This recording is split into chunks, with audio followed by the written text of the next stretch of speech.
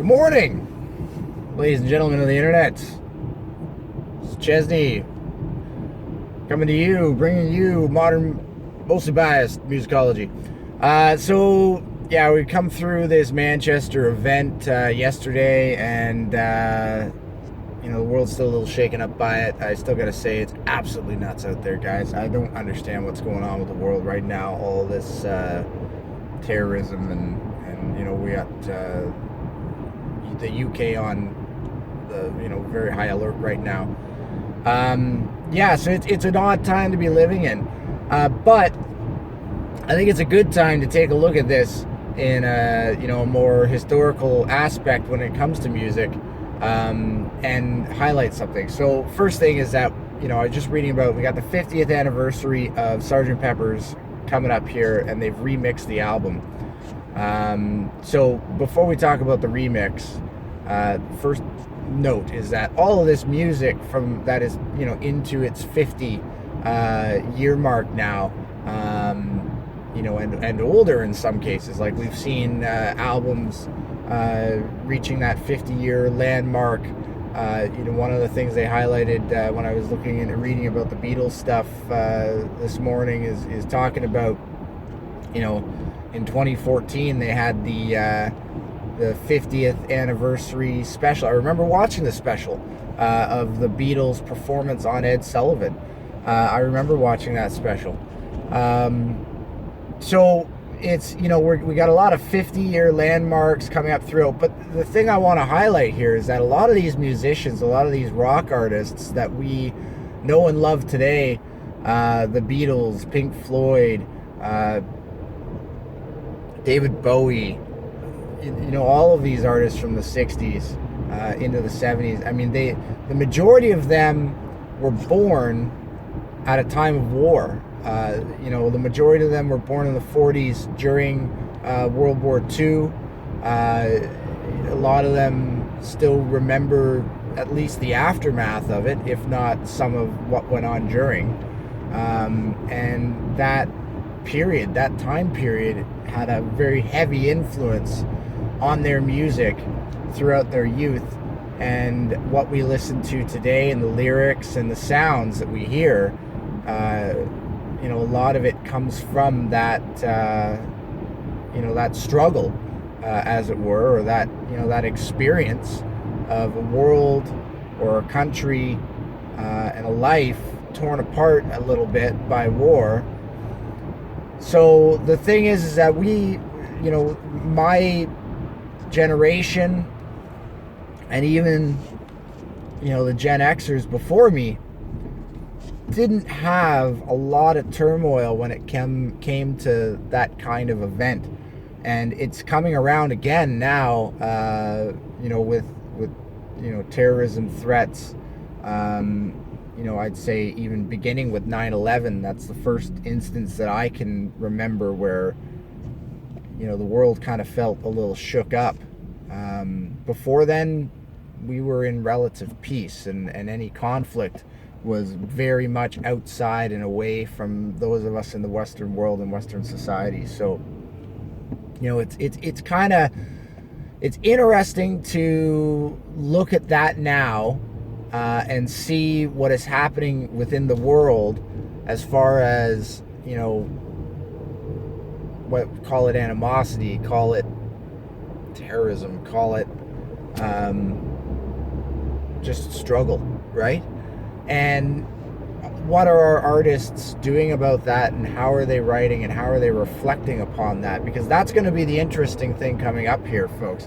Ariana Grande is a pop artist. I think she's a great vocalist. I'm sure she's an amazing performer. Her songs are pretty good, right? But do they say a lot? That's the question. Will they say something next? Will her next album or her next song and release have something to say? I got to give a shout out to Katy Perry for being a little bit more vocal when it comes to be it political events or just trying to have something to say in some of her music, in the pop world at least. rock has always had, somebody to speak up and have a voice, but rock is not at the forefront of music these days. So it's hard to necessarily point out, individual artists as, popular artists, because, in the past we could have said U2, we could have said John Lennon. So who is it today? I'm not going to exclusively highlight anyone here, just because I think the focus should be on, the most popular music of the day and whether or not it is, truly saying something.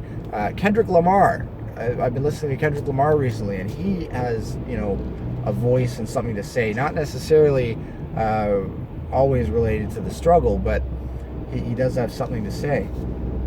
So anyway, all that being said, just keep that in mind with what's going on in the world and what we might see moving forward here coming out of artists, because maybe, just maybe, this struggle is going to create some of the best music we've heard in a long time.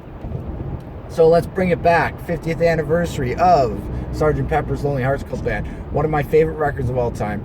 The Beatles are hands down. I'm a Beatlemaniac. We haven't had a chance to talk about them on the show as of yet. You'll get many. I will talk about the Beatles all day if I have to. Never mind if I have to, I just want to, right? Who doesn't want to talk about the Beatles? Anybody who hasn't listened to the Beatles, do yourself a favor, listen to the Beatles.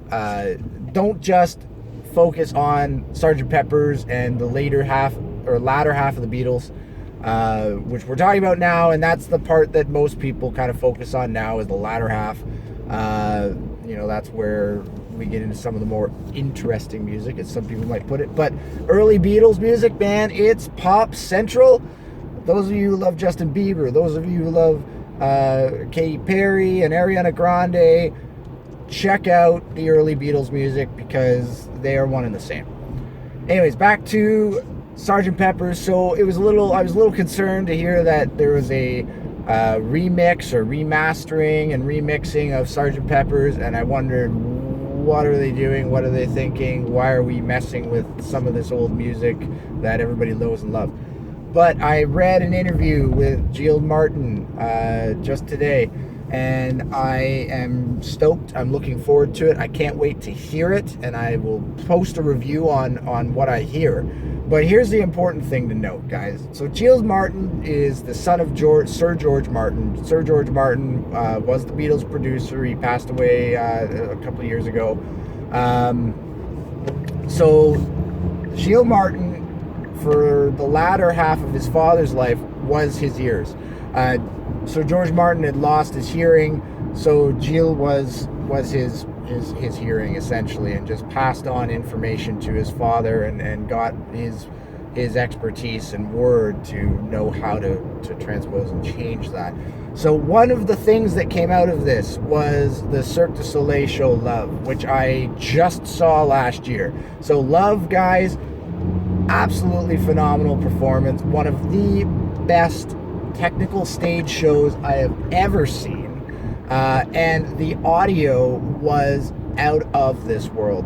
I still absolutely love the soundtrack. I've heard the soundtrack many times before going to see the show, and I just thought they did a wonderful job of highlighting the Beatles music and making montages out of it, and paid total respect to the music and every member of the Beatles who was alive during the production of it, and that those that were not would have and are, I'm sure, proud of the work and effort that came of that.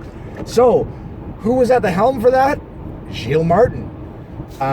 So that has me very excited. I am very excited to hear the remixing and remastering of Sgt. Pepper's Lonely Hearts Club Band. Now, one of the other elements that was mentioned in the interview is that Jill made a note and highlight to say that, hey guys, listen, when it was originally recorded,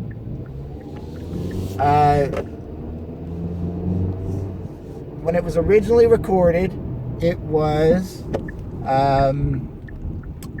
done in mono as the primary mix, and that was because at the time that was what everyone was listening to. Stereo recordings, as we know it now, actually, heck, we're into we're into Dolby digital surround sound. So, I mean, for some of us, stereo is like even passe now. But stereo recordings at the time, 50 years ago, was just starting to reach that level of popularity where people were actually starting to have stereo in their homes to be able to actually listen to. So it wasn't really focused on. So they spent 3 weeks mixing the mono recordings of Sgt. Pepper's, which is why there's box sets out there that are exclusively Beatles mono, and it makes complete sense because that was the focus, right?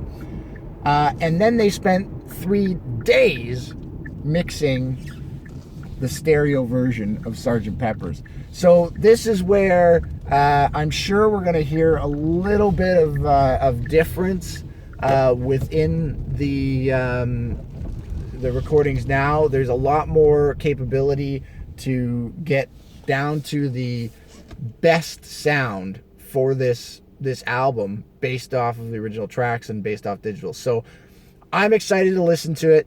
I'm going to come back and tell you a review on it, but just from what I've read and everything else, it sounds fantastic. So everybody out there, do yourselves a favor, go listen to the new version of Sgt. Pepper's Lonely Hearts Club Band, and the new mix of it, I should say. It's not really a new version, it's just a new mix. So, it's still their original work.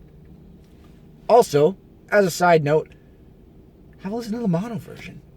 See what the differences are. Anyway, this is me signing off. I'll talk to you soon.